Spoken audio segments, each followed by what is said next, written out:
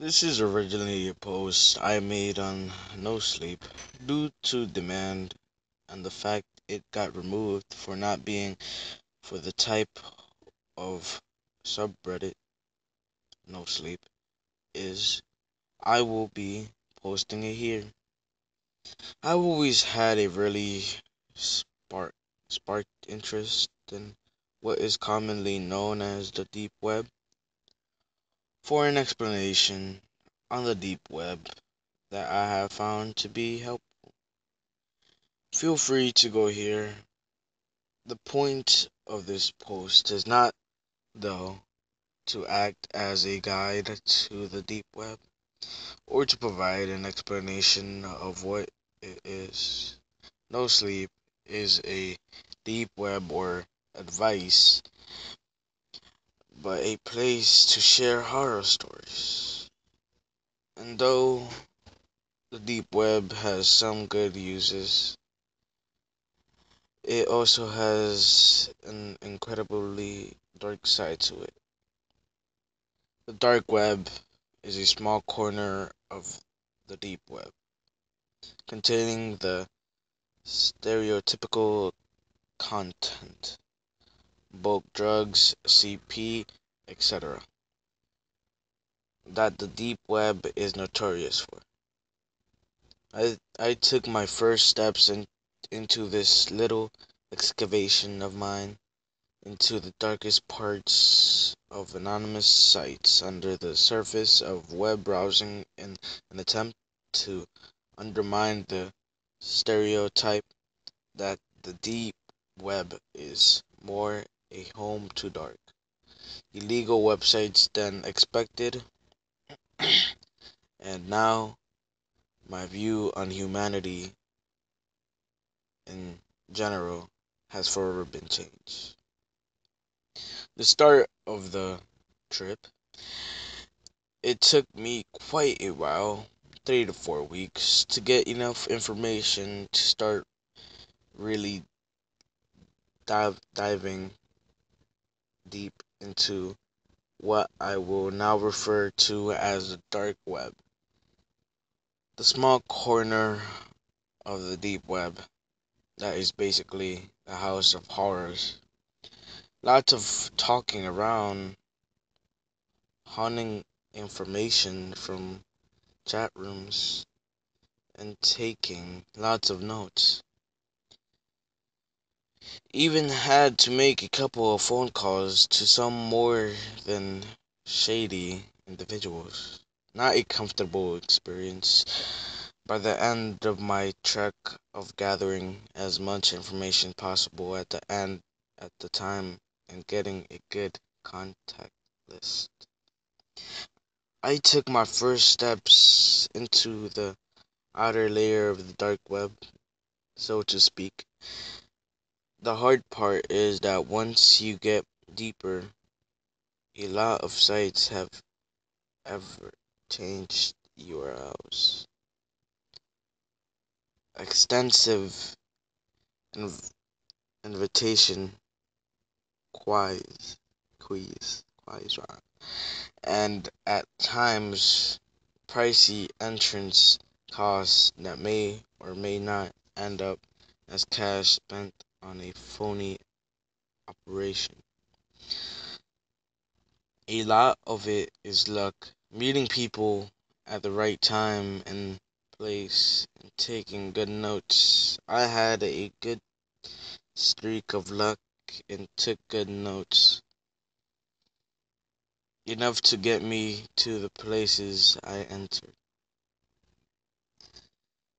But what I did notice is that once I got into the first site that I will next talk about, it became much easier to get into other sites, as it was much more freely talked about, and information was passed around much more. Chat rooms in the dark web, information, honeyhole, first site, Centrix.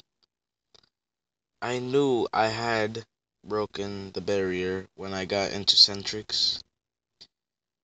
I'm just going to call it Centrix.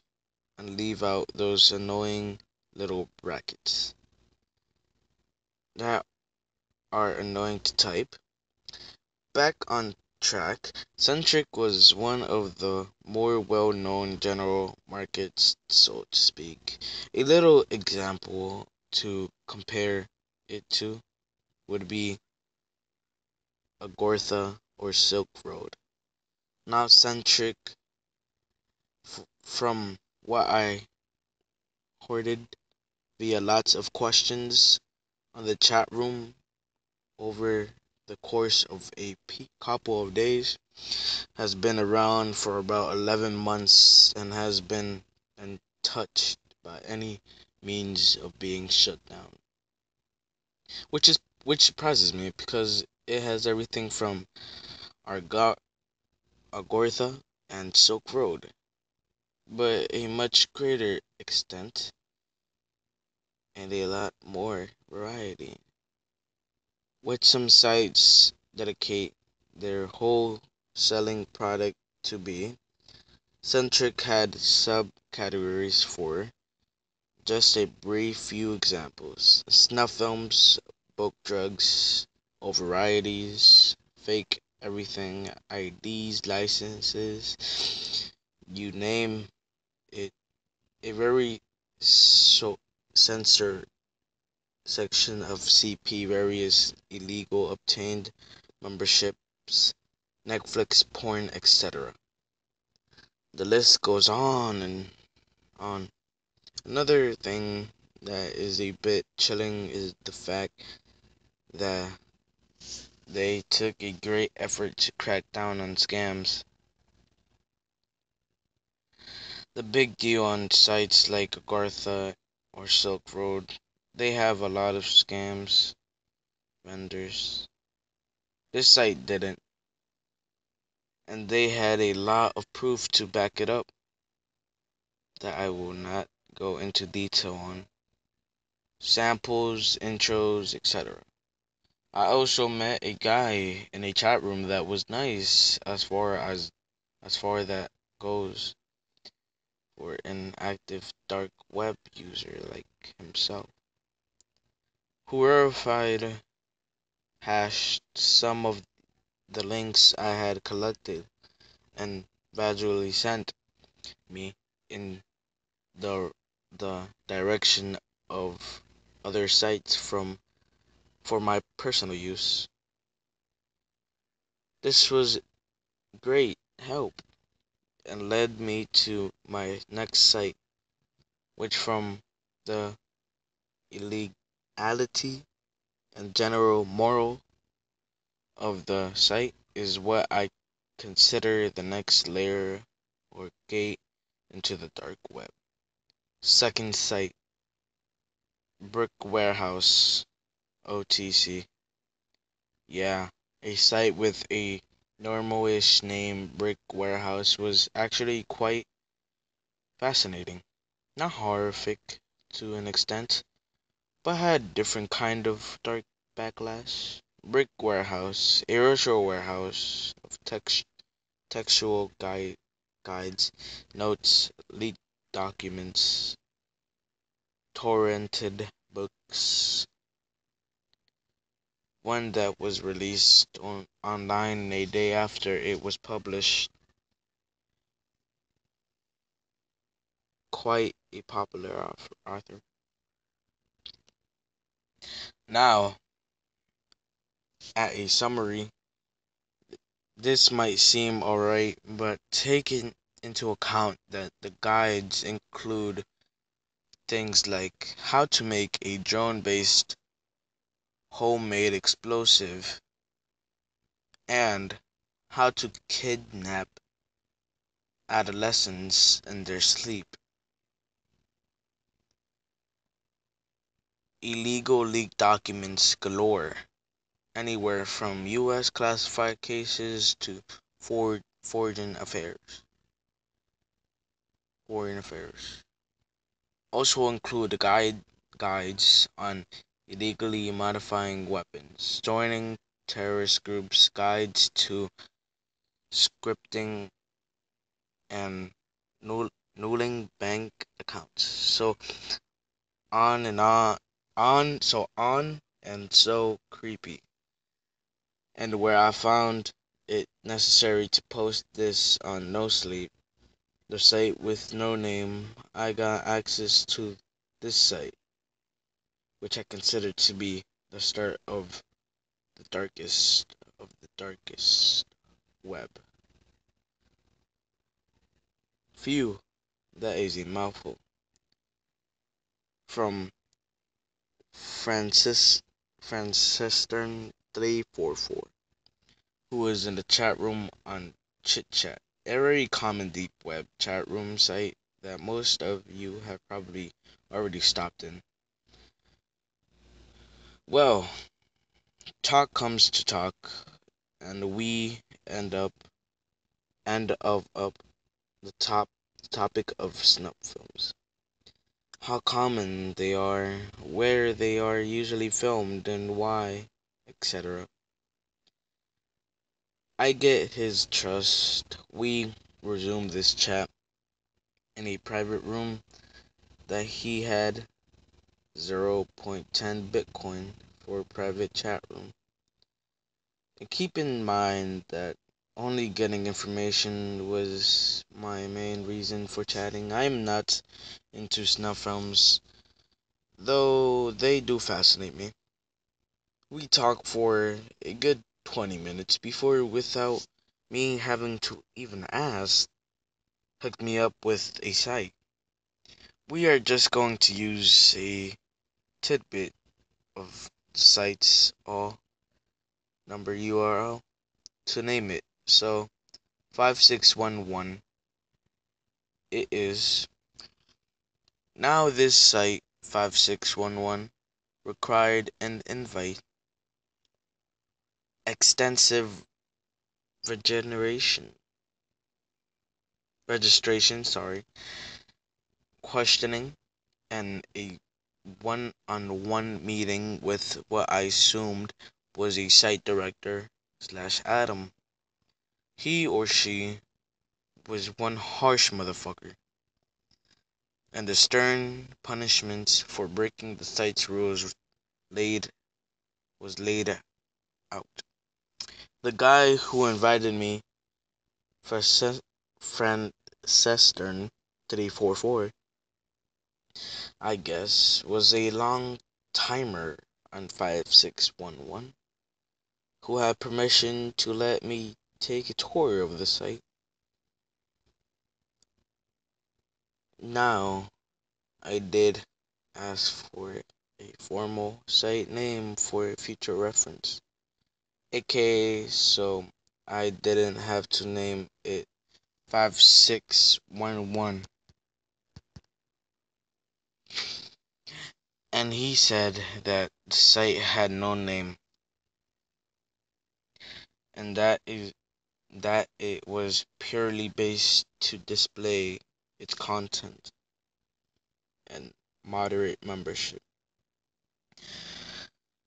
The title, he said, would only make it easier to identity, which they did not want to happen.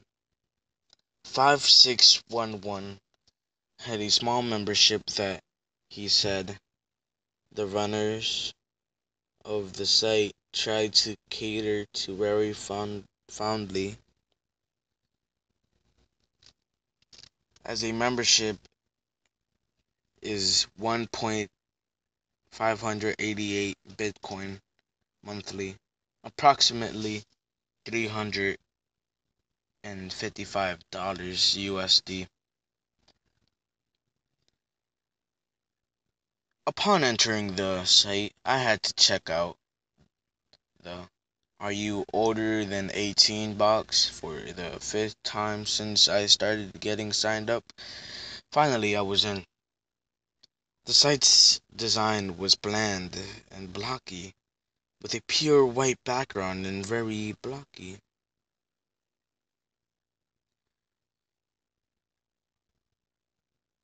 Close together writing in the top right corner. There were the options to log out and funds to my balance, and then a small wallet, em- emocon, emoticon, sorry, that displayed an empty Bitcoin client side balance. But that was barely on my mind. My mind was on the center of the screen, in a single row down the center of the screen, single frames with captions and a description took up the screen. The top one had a still of a table with various blades and blunt weapons laid out. The title: 24-year-old female, sleeping, sug, death.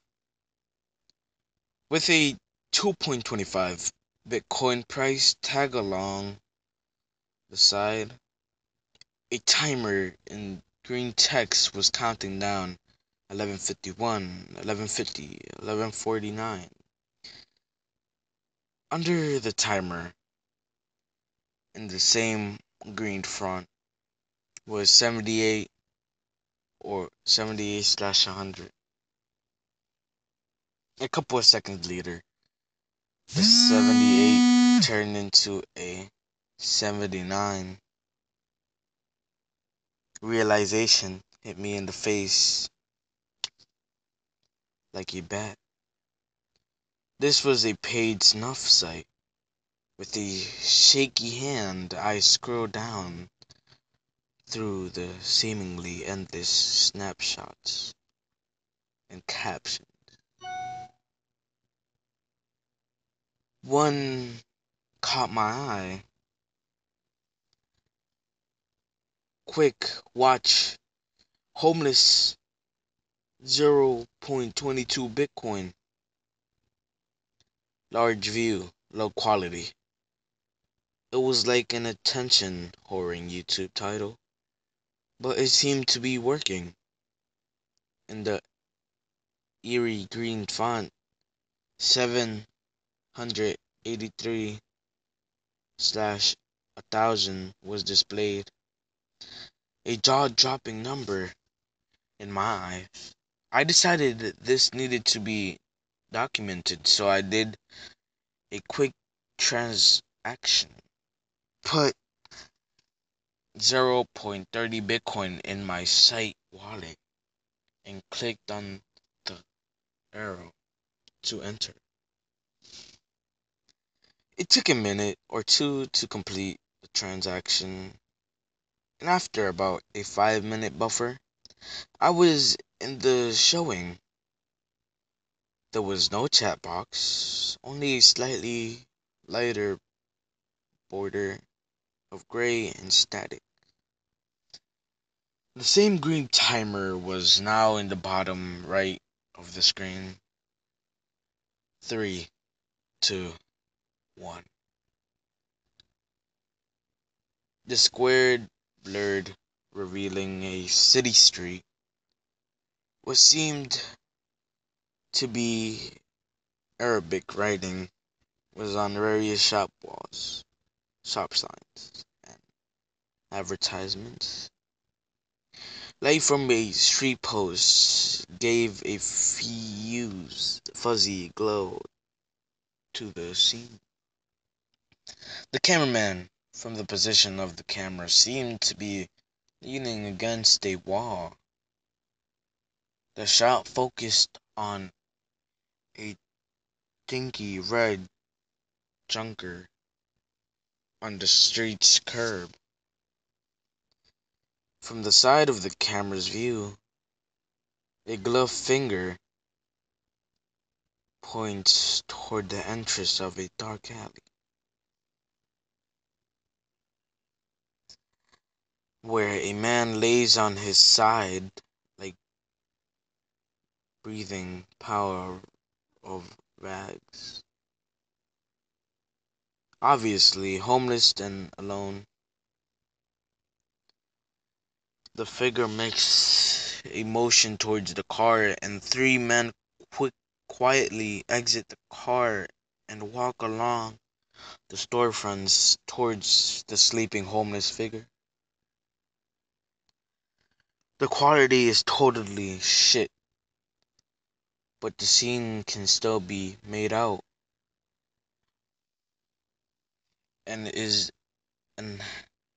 enhancing by my horrid imagination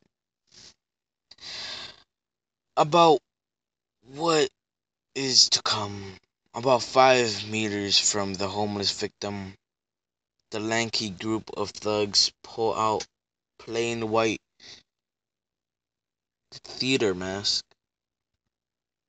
from their jackets, take out various small weapons, and pounce around the corner onto the innocent, unsuspected victim. The camera picks up the quick shuffling of feet as the cameraman runs towards the scene, catching the thugs trashing and stomping the man from his slumber. Caught him up. The cameraman's thickly ascended voice commands the thugs, who began to slash the victim at a wild speed, like hyenas tearing into caught prey. Hyenas. Blood sprays onto the wall and onto the thug's white mask. It is horrible. My stomach barely holds on. I can't take it. Logging off Tor, I take a few more security measures and shut off my computer. Taking some deep breaths and sipping from a Coors Light. My last visit on the deep web, Candy Palace, I logged on about a few weeks later. Or a week later. I never thought to go back on 5611. I never contacted anyone from my past sites. And I knew in my heart that this would be my last visit to any site on the deep web. I was thoroughly encouraged to not go on because with 5611 that had really been in my mind the last round. I had proven to myself that the dark web, even though it has some good parts, is really just a beacon of humanity's horrific actions.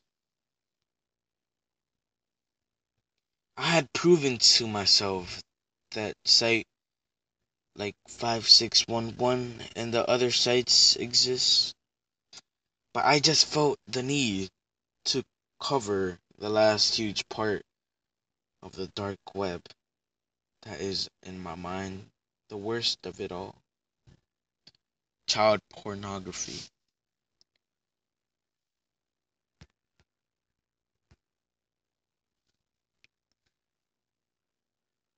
Candy Palace is a huge site. Do something digging. Do some digging and get some sources. You will find it. From the videos, I have come to the conclusion that it is all hosted in one location, in a foreign country. I always wondered that if there are all these snuff films and child sex slave dungeons that are often spoken about,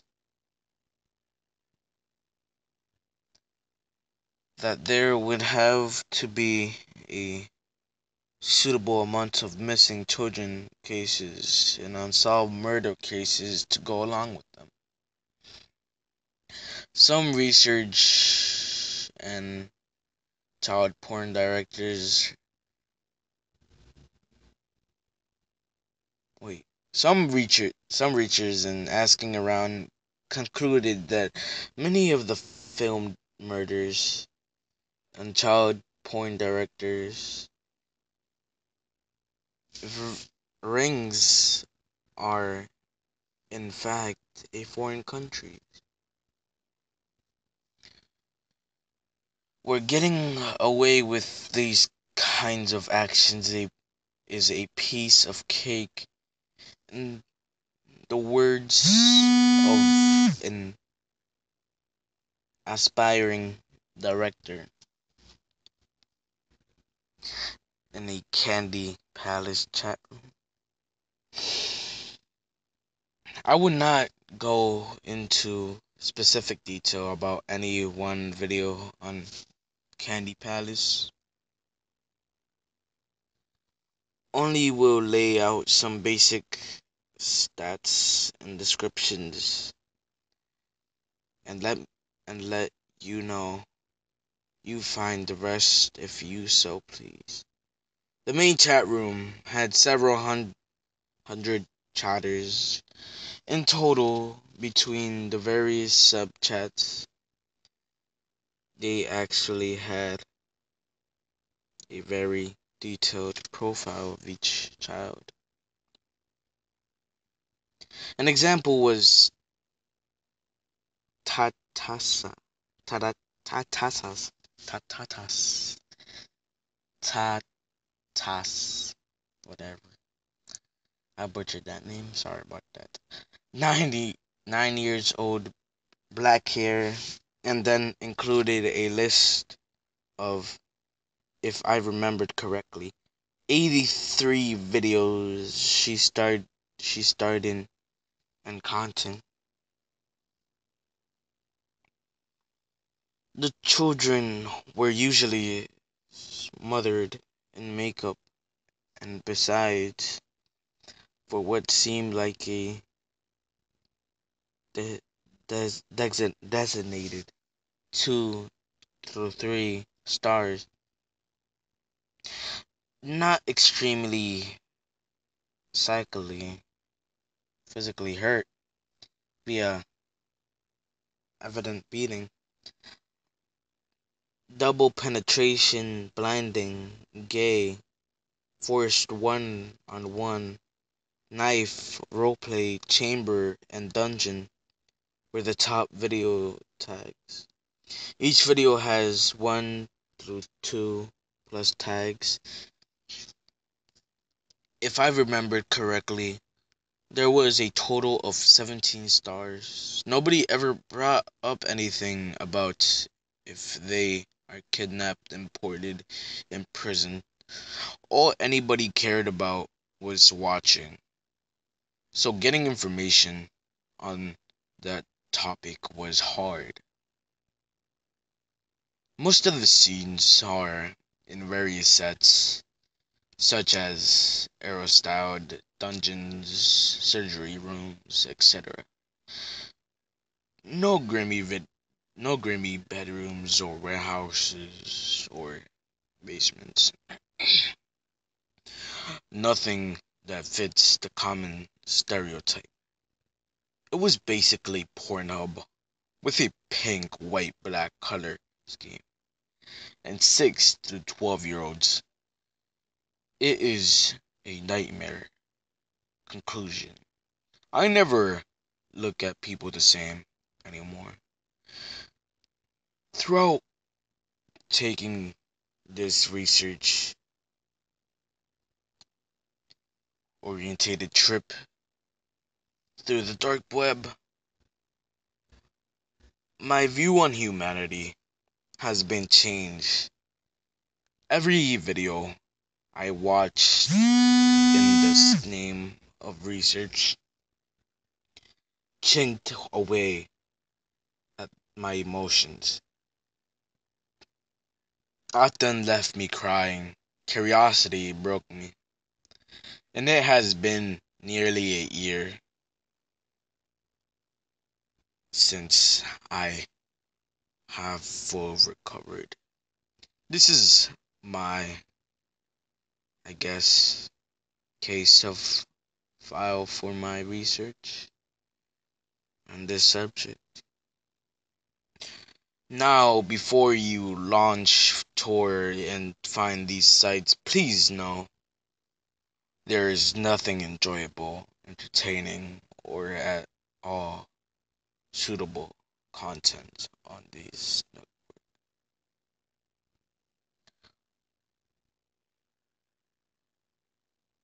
You will be left in tears, you will be scared, and worst of all, you will never view others again.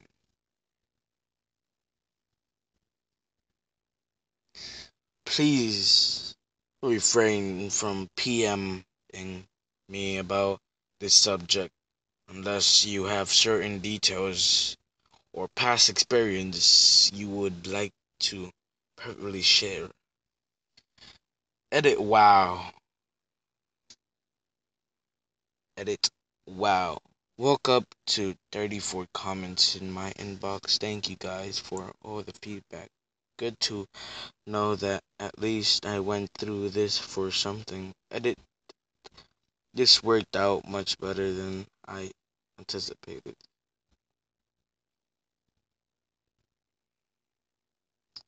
So,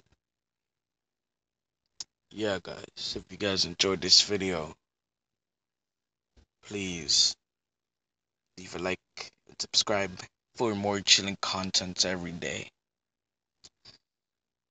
So tomorrow I'm gonna be reading the second part of this story.